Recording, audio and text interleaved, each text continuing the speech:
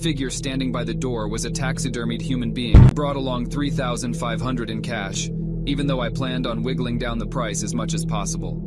I pulled up the dirt road to Bob's property about 15 minutes early.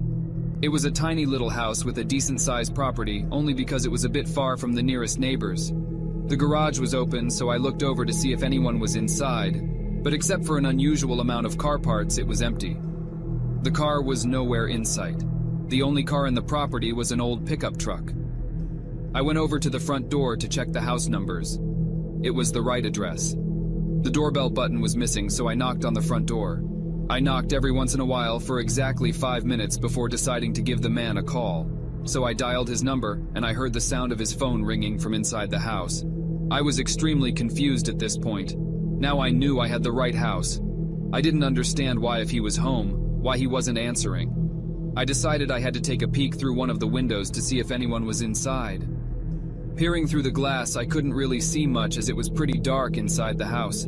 I saw a very old-fashioned dining room set, but across from that I saw somebody standing at the back door of the house, staring outside. I figured that must have been Bob, so I knocked on the window, but he didn't even move. There was no gate or anything to the backyard. It was just a wide-open yard since this wasn't a rural area. I simply walked around the house to the backyard. I didn't understand how he couldn't hear me. When I got to the back door, I made a shocking realization. The figure standing by the door was a taxidermied human being. I ran straight back the way I came and back to my car. I looked up one last time before driving off. The blinds to the window I had peeked into had been shut, but I could see 2 of the blinds creased open. Somebody was at that window watching me. You could probably guess I had the gas pedal to the floor the whole way home. The whole situation still makes no sense.